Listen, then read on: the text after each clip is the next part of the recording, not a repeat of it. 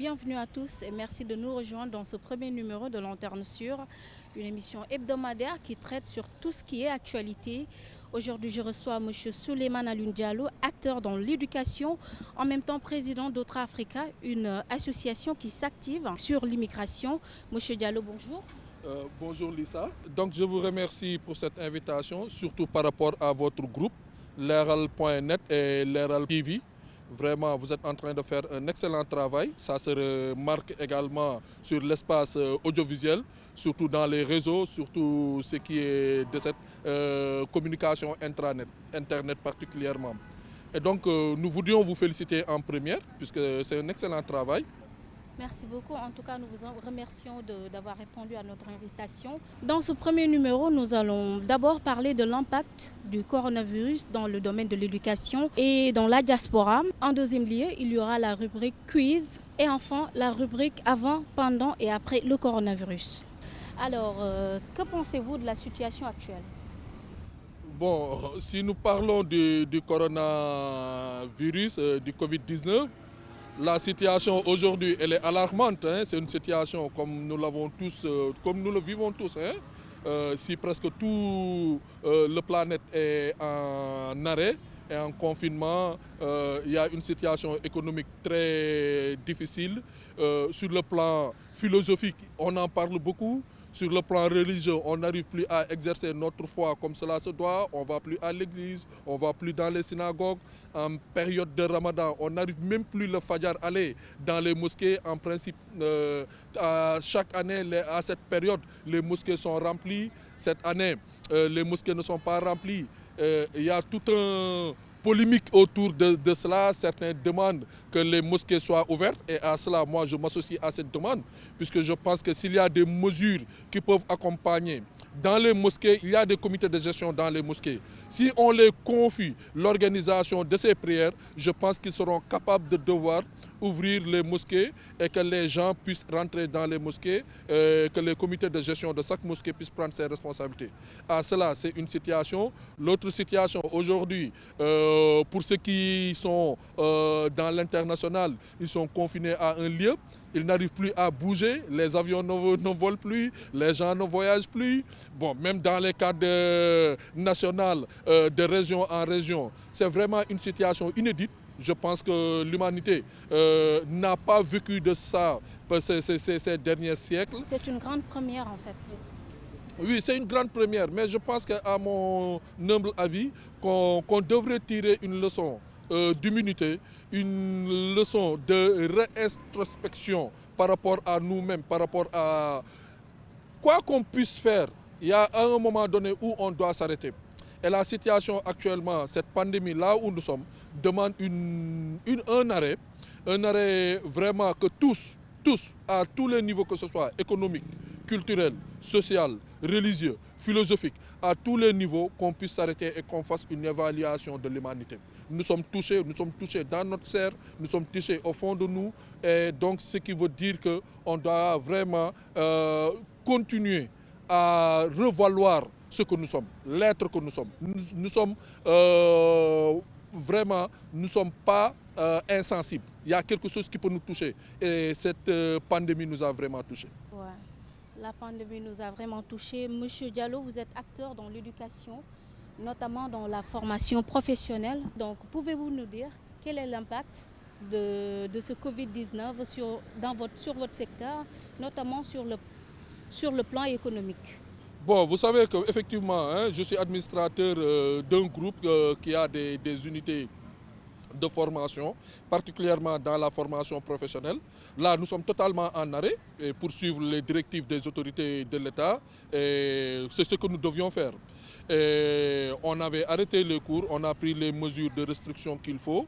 Mais ce qu'il faut reconnaître est que bon, pour des structures comme nous, privées, vraiment nous sommes totalement touchés.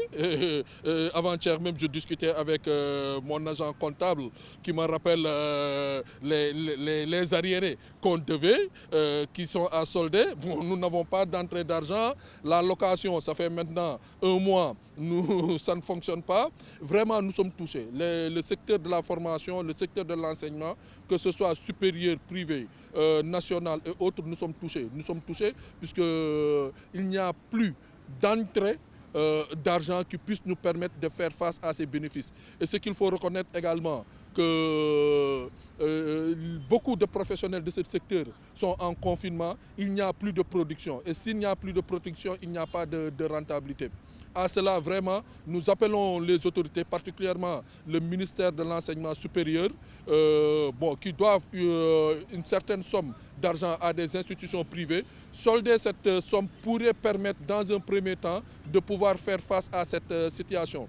Également, de voir comment accompagner cette crise. Nous sommes touchés et donc à travers des subventions à accorder aux établissements pour que qu'il n'y ait pas d'impact trop profond par rapport au système de l'enseignement.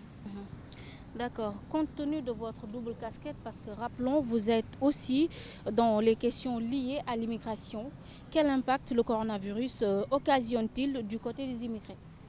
Oui, c'est vrai que moi je suis spécialisé en migration, je suis un technicien en migration et en coopération. Bon, si vous vous rendez compte, depuis ces derniers temps, la migration est touchée. Si on ne part pas, on ne vient pas, on est confiné, surtout ceux qui sont en Europe, ils souffrent énormément à divers secteurs. Si je prends le secteur, par exemple, informel, ceux qui sont en Europe, particulièrement en France, en Italie, en Espagne et dans certains pays où leur activité c'était dans la vente ambulante, aujourd'hui également, eux, ils sont touchés. Ils sont touchés et l'autre secteur également, ce sont les professionnels qui ne travaillent plus. Tout dernièrement, un ami me parlait de transfert d'argent. Comment faire pour transférer d'argent au Sénégal? C'est un problème. Le secteur économique de la migration est touché en plein fouet. Donc cette crise est une crise vraiment qui a touché l'immigration dans tous ces aspects. Si on voit aujourd'hui, on parle souvent des problèmes. Le problème des Sénégalais de l'extérieur, le problème des Sénégalais de la diaspora est pointé au premier plan. Puisque si au Sénégal même, on parle des cas communautaires, des cas importés, à chaque fois qu'on a parlé de cas importés, on a pensé à ceux qui viennent de l'extérieur. Donc l'impact réel de cette pandémie est sur la population immigrante. Mais à cela également, moi je retiens que nous devons tirer du côté très positif de cette pandémie, réactiver tout ce qu'il y a et savoir que nous sommes dignes de ce que nous sommes. Excusez-moi, je ne vous coupe pas la parole. Là, on parle de déconfinement imminent en France et en Italie aussi. Pensez-vous que ça fera ça pourra pallier en manque? Oui, vous savez, moi, par rapport à ce qu'on suit, j'ai échangé avec un expert qui est à l'OMS et particulièrement en Suède. Bon, en échangeant avec lui, et il m'a posé une question pour me dire qui a ordonné d'abord le confinement. Si on parle de confinement, qui a ordonné En tout cas, ce n'est pas venu de l'OMS. Ce n'est pas une recommandation de l'OMS. Bon, aujourd'hui, tout le monde a suivi cet aspect pour se confiner. Ça a eu son effet. On parle de déconfinement par rapport à certains pays. Bon, ce qui m'exaspère un peu par rapport à ça, c'est-à-dire aujourd'hui, l'OMS est pointé du doigt par rapport à son modèle de communication, puisqu'on pensait que l'OMS était assez outillée pour pouvoir communiquer, mais il y a eu beaucoup de tergiversations entre les techniciens. Certains médecins, ils disent une chose, d'autres disent le contraire. Regardez ce qui s'est passé en France avec le professeur Raoult. Oui, Regardez il a été très controversé. Regardez ce qui se passe au Sénégal aujourd'hui. Et d'ailleurs, c'est l'occasion pour moi de rendre hommage aux professeurs, aux médecins, au corps médical, particulièrement au professeur Seydi, au professeur Bousso, pour l'excellent travail qu'ils sont en train de faire. Encore une fois de plus, ce qui démontre qu'en Afrique, particulièrement au Sénégal, on devrait saisir au bon de cette pandémie pour pouvoir compter sur nous-mêmes. Les Occidentaux ont montré leur faiblesse, l'Amérique a montré leur faiblesse, l'Afrique est en train de renaître. Donc nos leaders doivent saisir cette occasion pour pouvoir se positionner sur la géostratégie mondiale à venir post-coronavirus. Si j'entends parler de l'annulation des dettes africaines, ça c'est certes, c'est réel. Mais une fois que cette dette est annulée, est-ce qu'on ne va pas encore revenir sur les dettes? Quels sont les mécanismes qu'il faut mettre pour ne pas revenir sur cette dette endogène? Et tout le temps, l'Afrique souffre de dettes vis-à-vis de l'Europe, vis-à-vis de l'Occident. Avant-hier, j'étais un peu abasourdi Quand on me dit que l'Union africaine a des difficultés de réunir 1 milliard de dollars avec tout ce que l'Afrique regorge de ressources, avec tout ce que l'Afrique a de moyens, si les pays africains regroupés n'arrivent pas à avoir 1 million de dollars, vraiment, il faut que les Européens, il faut que la Chine, il faut que l'Amérique, il faut que l'Union européenne puisse mettre la main à la poche pour que l'Afrique puisse se développer. Vraiment, j'en appelle aux dirigeants africains, nous devons vraiment nous revoir notre système économique qui ne doit plus se baser sur un endettement. Ouais, car cela émane d'une implication de tous. Ouais. Donc, restons toujours dans ce sillage, M. Diallo. Quelle est votre analyse face aux stigmatisations dont certains Sénégalais de l'extérieur font l'objet? Bon, vous savez, hein, par le passé, le Sénégalais de l'extérieur, le Sénégalais de l'extérieur a été un don Juan au Sénégal. Et donc, par rapport à cette maladie, on a senti un tout petit peu. Bon, ce n'est pas également l'occasion de s'alarmer par rapport à ça. Nous avons entendu des discours à travers les réseaux sociaux, mais replions sur nous-mêmes, vivons nous-mêmes ce que nous devons faire. Le Sénégalais de l'extérieur est un héros. Moi, je les qualifie d'héros pour ce qu'ils sont en train de faire. Un Sénégalais de l'extérieur, c'est un ambassadeur du Sénégal. Ce sont des travailleurs, ce sont des gens dignes, ce sont des gens qui aiment le Sénégal. Tout ce qu'ils font à l'extérieur, c'est pour pouvoir le renvoyer au Sénégal, tant sur le plan économique que sur le plan culturel, que sur le plan social. Donc, les stigmatisations, on peut le vivre, mais cela ne doit pas être un leitmotiv qui va apaiser la dignité des Sénégalais de l'extérieur. Non, les Sénégalais de l'extérieur sont ce qu'ils sont. Ils sont dignes. C'est cette fierté que nous avons.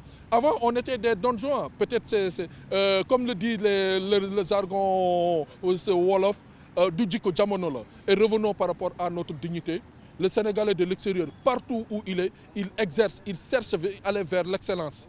Donc, c'est un temps temporel qui va passer. Tout dernièrement, on a entendu des audios sur lesquels on a traité certaines choses. Mais je demande à mes compatriotes de l'extérieur de ne pas trop se fier de cela, de se concentrer sur l'essentiel et de travailler pour l'essentiel. Ouais, je vous rejoins sur ce que vous venez de dire, car il y avait un sondage qui a été fait. Il paraît qu'il y a beaucoup de milliards qui entrent au Sénégal. Oui, bon, nous représentons 14% du PIB, c'est à l'auteur de 1400 milliards. Ce n'est pas n'importe quoi, donc c'est presque une part importante du produit national brut. Et donc, ce qui fait qu'aujourd'hui, nous méritons encore un peu plus de respect. Chers internautes, nous allons attaquer la deuxième partie de l'émission. C'est la partie quiz. Donc, Monsieur Diallo, vous allez devoir répondre à 3 petites questions. J'espère que ce ne sont pas des questions pièges, des non, questions difficiles, où les internautes vont taper sur moi. Hein? Non, ce ne sont pas des questions difficiles. Allez-y. Juste 3 petites questions simples qui sont liées à l'islam, vu le contexte. Donc, la première est, dans quelle sourate est-il écrit lequel des bienfaits de Dieu avez-vous? Vous pouvez prendre votre temps pour répondre. Attention, bienfaits de Dieu, sourate